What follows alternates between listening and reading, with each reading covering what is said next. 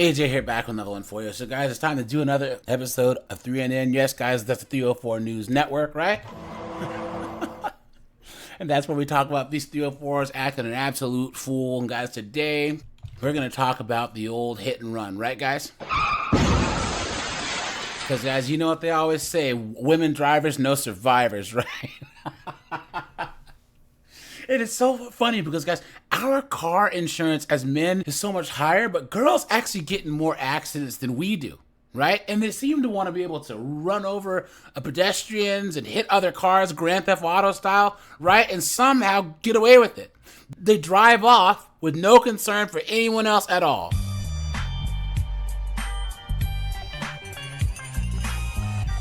So guys, we'll get into this. Before we do, like, subscribe, drop a comment. I have a second channel called 50 and 304s. Join my Discord. There's a playlist at the end. And guys, I'm offering memberships now, so hit the link in the description, hit the join button, and let's get into this. Is hit by a car and left to die in the middle of the road, and tonight police say they have caught her killer. We first told you about this deadly hit and run in Apopka last night at 6. Well, now tonight officers say they have arrested 45-year-old Carmen Clayton. She is charged with leaving the scene of a deadly crash. News 6's Amanda Castro explains how police were able to catch the driver.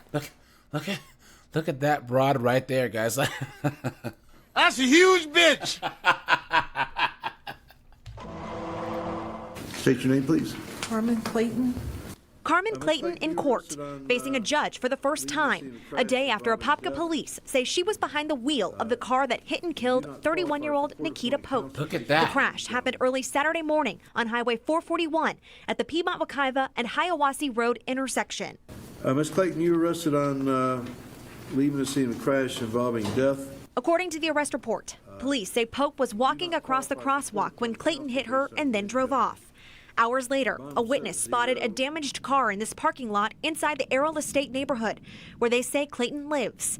The witness called police, and officers tracked down Clayton, who they identified as the owner of the vehicle. The report states Clayton thought someone threw a rock through her windshield as a ploy to possibly rob her. She stopped. Guys, yes, she's trying to say she thought a rock hit her windshield? You've been had. You've been took. You've been hoodwinked. Bamboozled. Led astray. Run amok. To check, but claims she didn't see anyone in the road, and she didn't know what she hit, so she drove off. When investigators asked why she didn't call police, the report states Clayton didn't have an explanation. I'm going to set bond the amount of $10,000 in your case, ma'am. So you'll need to make arrangements to hire a lawyer to represent you. Yes, sir. Right, thank you. Thank you. News 6 spoke to Pope's family, who says they're grateful to the person who alerted police and are thankful an arrest was made so quickly.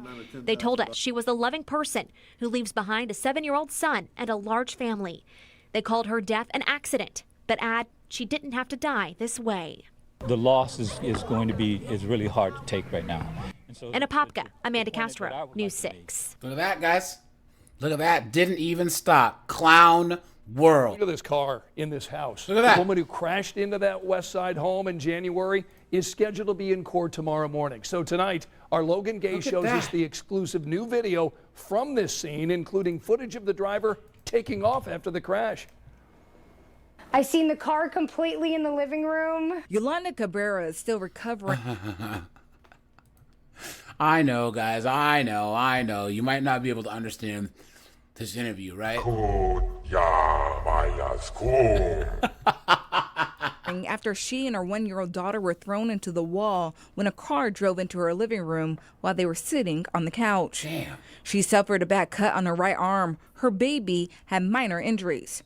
Her 9-year-old daughter was in the kitchen, not injured, and called 911. I looked down and I seen my entire skin of my arm completely open and exposed and bleeding everywhere. Yolanda tells us she watched the people in the car get out and take off. A neighbor captured this video, which helped lead to the arrest of Ashanti Jones. A neighbor confronted Jones. Ah, of course. Ashanti Jones. Of course, guys, right? Of course. I put the race card away, guys. Of course, I should have known I was going to need it again. As she was leaving the scene with her 3-year-old daughter. Look at that. I was not the one driving, lady. They over there. Look, I just got my baby out the car. I'm not gonna lie. I'm showing this to the police. Okay, but it's still. What's your name? I'm Ashanti. Ashanti? Are you a kid? Yes, I am. How old are you? I'm 18. Police tell 13 News Jones is 20 years old. The child was not in a car seat at the time of the crash. Of course not. And police say Jones took the car without her boyfriend's permission. Damn. Court records show a text Jones sent to her boyfriend. She wrote, "Please don't press charges. I'm so sorry. I lost control of the wheel. I couldn't turn. I was going too fast, and I feel so bad. I knew I was too drunk." Now Yolanda. Whoa, oh, look at that, guys. She was drunk. Look at that. What an absolute dunderhead. Look at that, guys. Look at that. You stupid woman. And of course, she has a kid already. Future carjacker of America, right? You know? Yolanda's happy police made an arrest, but she says the experience left her traumatized. Now I literally can't even sit in my living room without wondering if a car is going to come crashing through this house. And it's just really traumatic. I'm listening to the outside sounds of cars because I don't want this to happen again. Your heart just goes out to her. Now, we've seen the video after the crash. Logan, what happened before that car hit the home? Well, Scott. Look at this news anchor chick, guys. Silly Jedi, silly Jedi. Court records say that car was going 92 miles per hour through that neighborhood just 5 seconds. 92 miles per hour. Before the crash. Jones has not been formally charged yet, but was arrested on multiple counts, including leaving the scene of the crash and neglect. All right, Logan, thanks for that report. Thank Felicia? All right, guys, look at that. On to the next, clown world. New this morning, a woman is now in custody following a deadly hit-and-run crash. 35-year-old Racine Renee Delgado was arrested yesterday. The crash happened last month in the 1700 block of South General McMullen, and that's where police say Delgado rear-ended a man riding a motorcycle. After the crash, witnesses say they saw her speed off. Damn. The motorcyclist died from his injuries. Look at Delgado that. facing a charge of failing to stop and render aid, resulting in death. Look at that, guys. That's a mean-looking broad right there. Look at that, guys. Look at this broad. Baby, I'm gonna butter your bread. That's why I don't ride motorcycles. She didn't even stop. She rear-ended him, kept on going, ran him over, man. Clown world. An arrest in the hit and run that left a Phoenix police officer hurt. That officer, Look at that. Adam O'Connor, remains in the hospital recovering from a severely broken right leg. Team 12's Adriana Loya joins us live from Northwest Phoenix, where this all played out. And Adriana, what are we learning? Well, 24 hours after Phoenix police officer... Homegirl here can get it. She's about 6 or 7 years past the wall, you know what I'm saying? But, I might take her out on a coffee date first, She's like all these babes. You get their pilot lit, they can start a leaf blower. Adam O'Connor was struck by an SUV at this intersection near 26th Avenue and Bethany Home Road. Detectives arresting Elizabeth Eaton. Now, newly released court documents say she was not under the influence and that it was an anonymous tip that led authorities to her location when she was arrested. I will speak with my lawyer. 52-year-old Elizabeth Eaton appearing before a judge Tuesday, accused of leaving the scene of a serious injury collision involving a Phoenix police officer. Look at that, guys. Shortly after midnight Monday, surveillance video shows a dark color SUV on Bethany Home making a left turn Bam, on 26th look at Avenue that. when it cuts off and strikes Officer Adam And guys, there's a stop sign. O'Connor, who was riding his police motorcycle. He is thrown off his Bang! bike, flies through the air, Jesus. and lands in the middle of the road. The vehicle stops briefly and then drives off. Takes off. Look at that, guys. Are you telling me that she pulled out in front of someone, injured them, and just took off? Just like a woman. Look at that, guys. Police arresting Eaton late Monday, about 2 miles from the scene of the crash. Investigators found a 2016 Dodge Journey parked in Eaton's backyard near 16th Avenue and Camelback Road. Police say it had damage matching the collision and other damage seen in surveillance video. Eaton worried about Officer O'Connor's health during her court appearance. Your Honor, can you tell me if the officer is okay? As if she gives a damn. I'm not in a position. I'm not. I don't have that information, and I wouldn't want to inadvertently tell you that. I appreciate you asking the question, but I'm not in a position to be able to tell you that. Okay. Court records show Eaton had a previous DUI and endangerment conviction from 2000. When she was arrested Monday, court documents say Eaton told officers you should have seen how fast the officer was going, adding that she was going to turn herself in Tuesday. Officer O'Connor has been with the department for 16 years and continues his recovery. Now, Elizabeth Eaton was given a $100,000 secure bond, and her next court date is January 4th. Homeboy's lucky to be alive, man. You know? Guys, I think they said she was under the influence, which means that she just didn't give a damn, you know? Absolute moron. You stupid woman. Well, whoever you are, officer, I hope you get better, man. Be careful with these 304s and the streets, man. Clown world. More local news now. A woman is locked up after 2 hit and runs, including one that left another woman dead. 2 of them. This all happening on the city's north side. Lauren Winfrey joins us live now from 91st and Lisbon to explain what happened there. Lauren? Damn.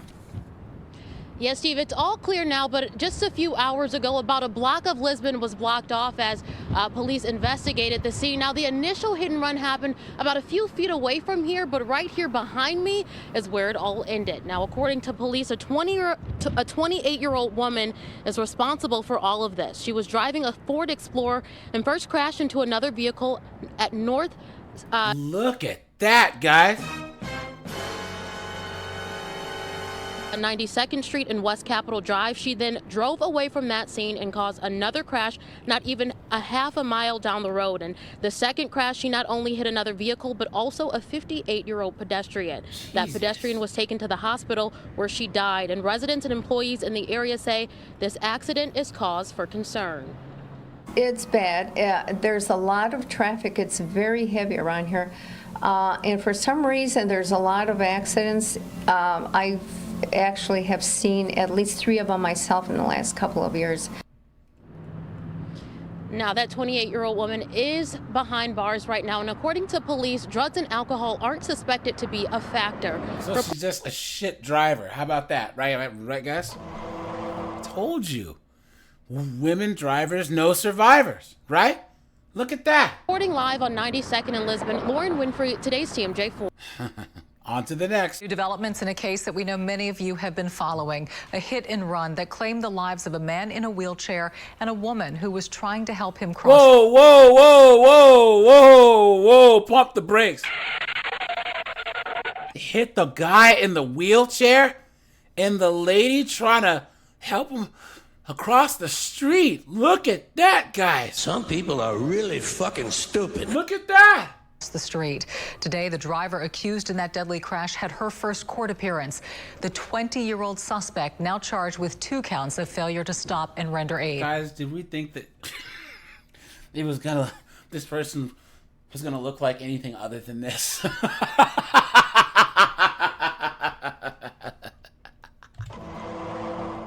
I mean, guys, come on. Where's the race car?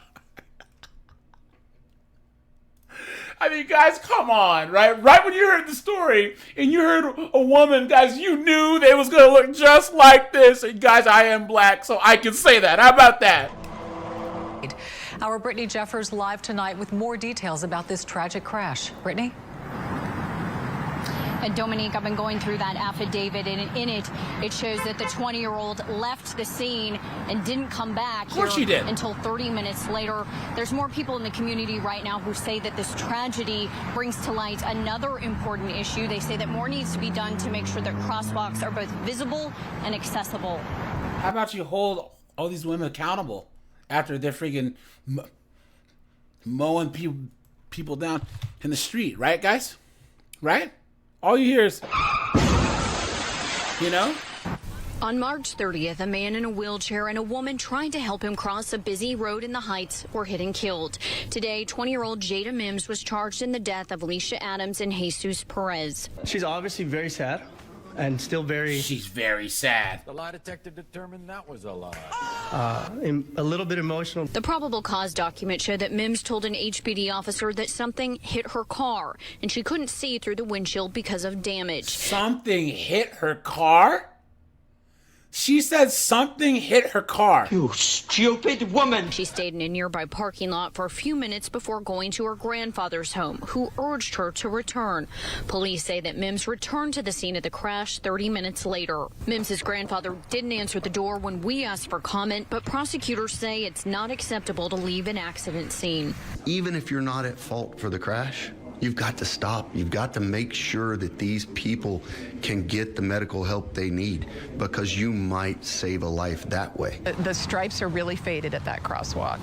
There is no signage. Some say that this accident highlights another issue. With no lights or ramps, Michelle Colvard says something needs to change to protect citizens from accidents like this. My message is that as a person with a disability, I've been in a lot of dangerous situations. She went to City Council yesterday to express the need for more accessible crosswalks. And there's nothing we can do to bring back my neighbor or Jesse.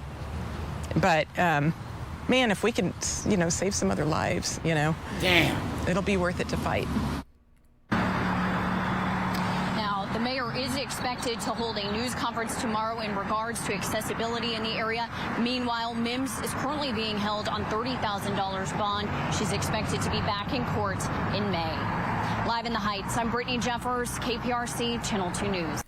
She'll probably only get, what, a couple years, if that, And guys, nothing's going to change until these knuckleheads are held accountable. They're going to keep doing this over and over and over again. But guys, let me know what you think, Guys, put in the comments any of the accidents that you've witnessed that these 304s have been in. So, all right, you guys, this is AJ. I appreciate you. Like, subscribe, guys. I'm out of here. Have a good one.